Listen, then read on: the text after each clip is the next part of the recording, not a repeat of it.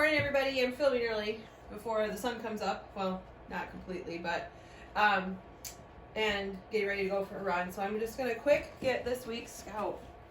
Trying to take our chromosomes.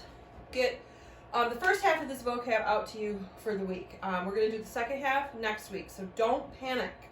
When you see how long the slides are, you only need to get through part of it. So I'm gonna jump right in and start teaching. So we're getting into genetics, the nitty gritty. We just talked about meiosis, how chromosomes end up in sperm and egg cells, and how sperm and egg cells only carry half of the genetic material, because when the sperm fertilizes the egg, then the zygote, that fertilized egg, which will develop into an embryo and eventually a fetus, all the cells have 46 chromosomes.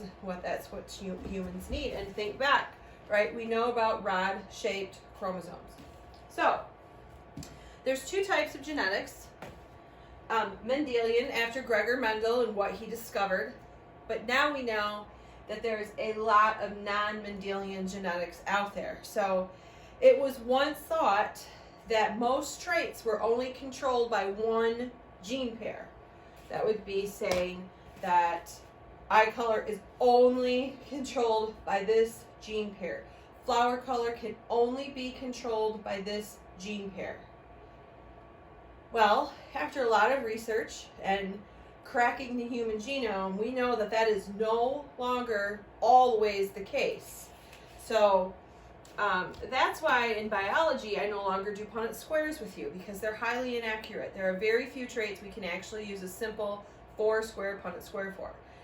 Everything else in genetics is a lot more complicated, and it's just like, think about how DNA is read in the nucleus by the mRNA, like we learned about with protein synthesis, and it's translated by the ribosome.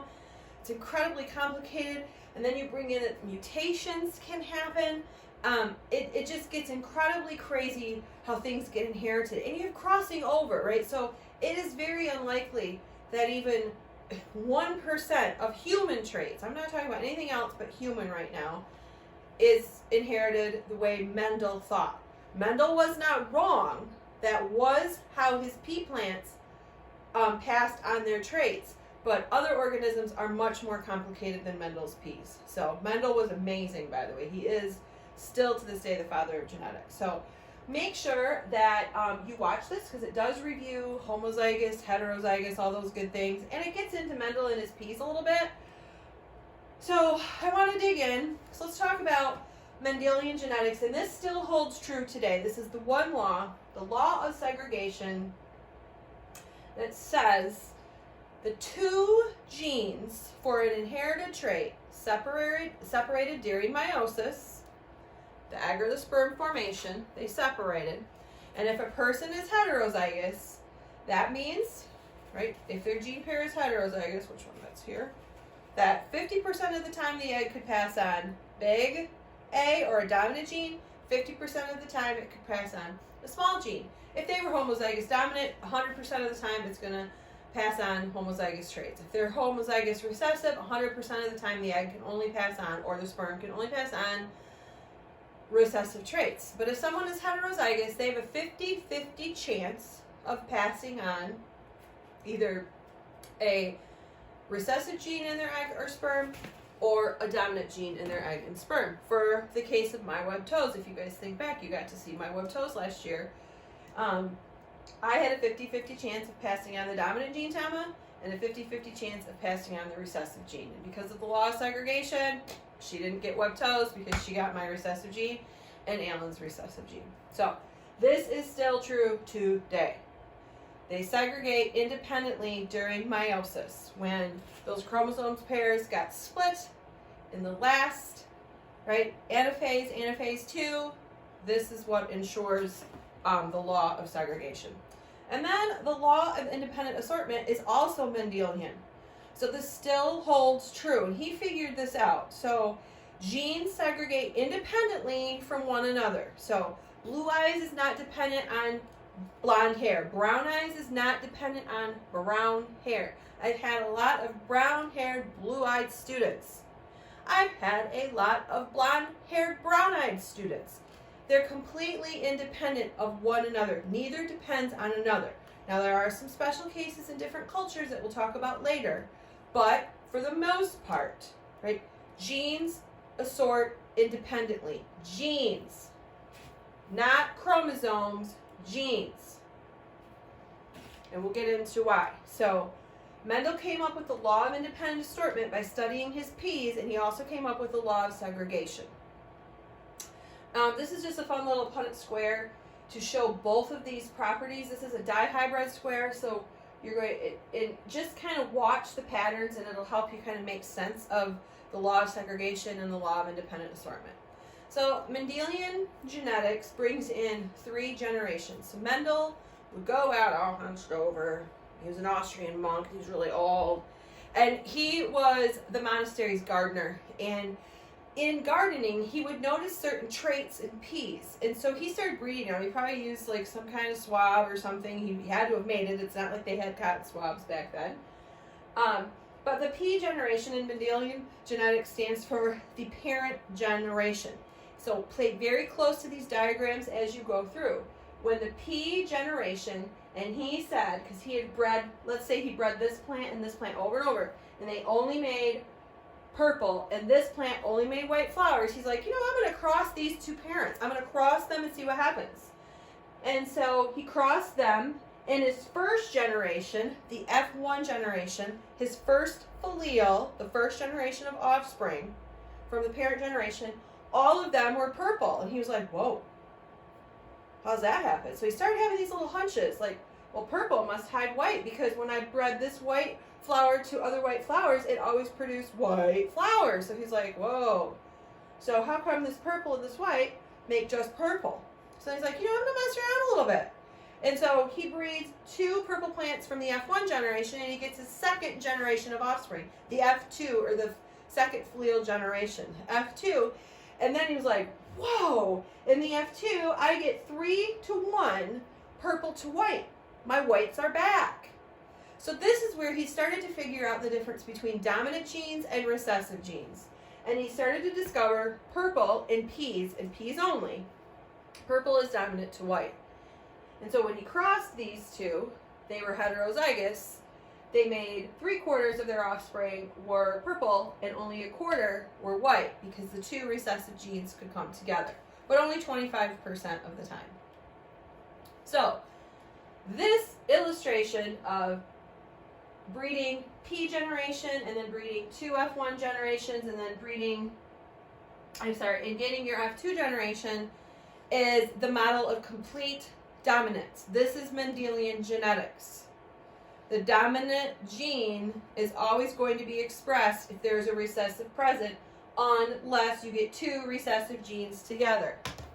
So in this gene pair is big D, which you can't see on the camera, sorry, but this is homozygous dominant.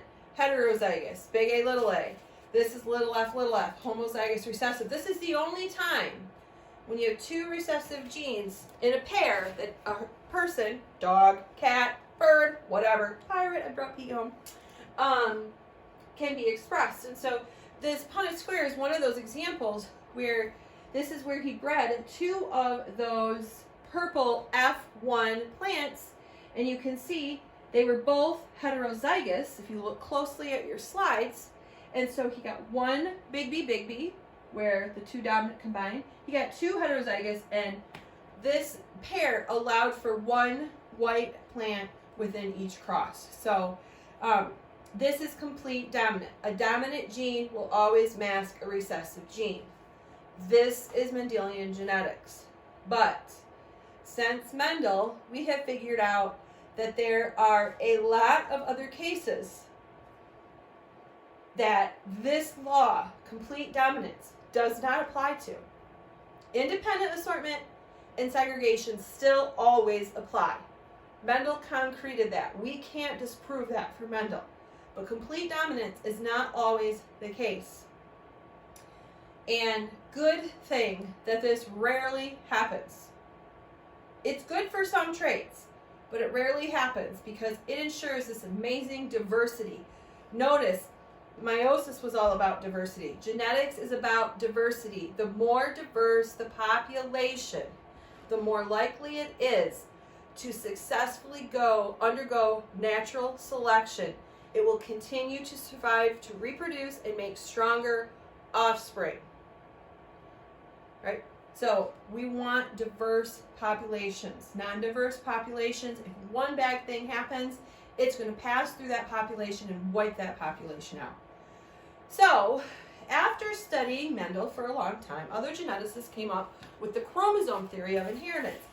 We don't just pass on one gene at a time. You inherit chromosomes, groups of genes. There are multiple genes on each chromosome in your set of 23 chromosomes.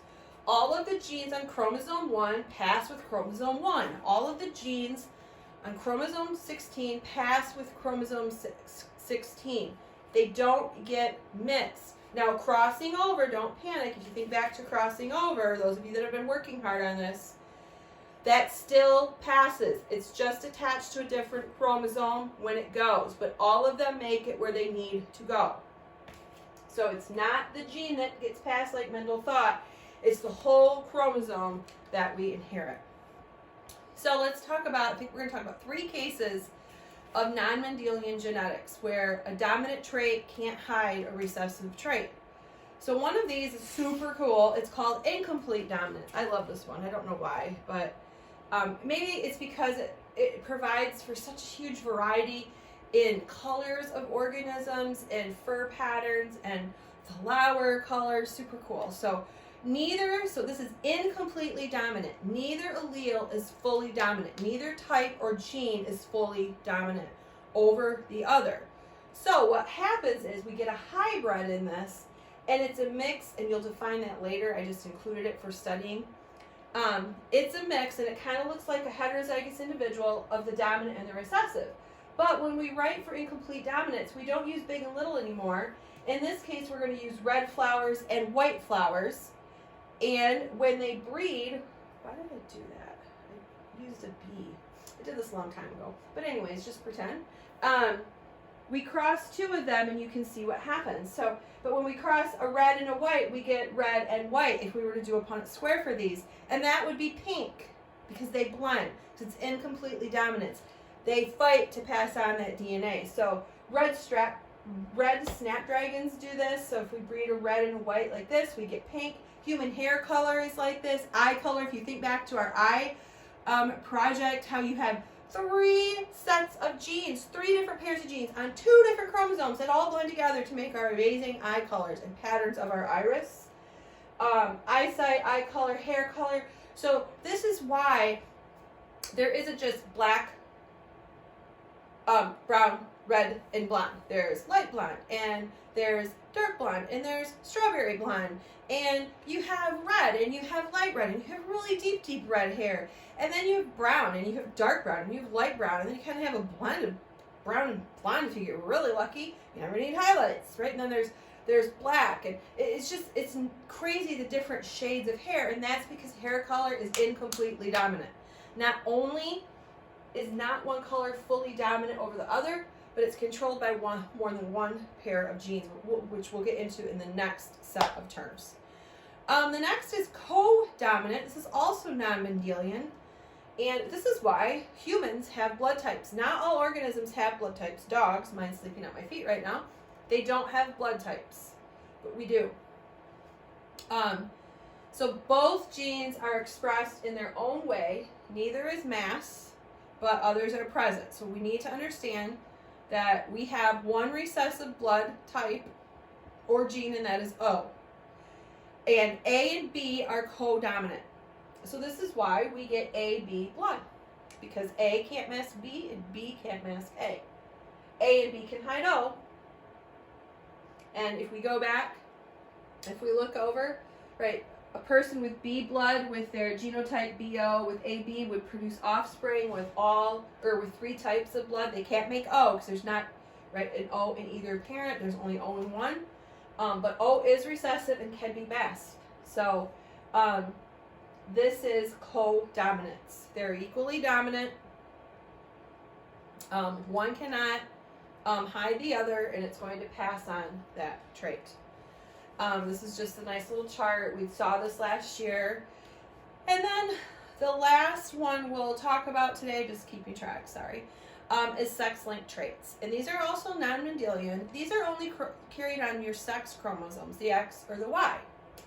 And in humans, they're only carried on X. So fathers can pass on their sex-linked traits to all of their daughters. Crazy. So if a father has a sex-linked trait, he will pass it on to every daughter. But they can't pass it on to their sons. And the mother has a chance of passing it on if she's a carrier.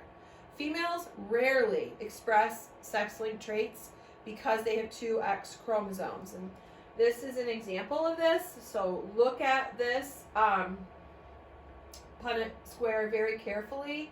Let's pretend that little h is color blindness or male pattern baldness or hemophilia. I'm going to use the big one to talk about this.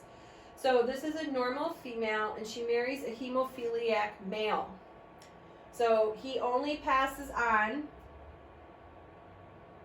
this X. He will always pass the hemophilic trait on, and hemophilia means his blood can't clot. His Y, for the sake of this Punnett square, carries nothing. The female is normal, though. She does not carry hemophilia. So if we set this up, here are the male's chromosomes, and here are the females. If these two come together, this female will be a carrier. She will not express it because she has the normal gene. This male will be normal, and notice this male will be normal. So great for the males of this couple, but in the case of the females, they are 100% of the time are going to be carriers. And so they have a 50-50 chance of passing that on to their sons. A 50-50 chance. Or no, they will always pass. They'll always pass it. 50-50 chance. Of passing it on to their sons if we were to set up another Punnett square. So sex-linked is super interesting. And if you come to the hangout on Wednesday, I will do examples of these for you on a dry erase board. We'll work through them and just talk about them. Don't get too stressed out about these, but I just wanted to show you ways that we don't just inherit it big A, little a, right? This is super cool stuff, and it's why we're such unique individuals. So until the next video, or until I see you on Wednesday, see ya.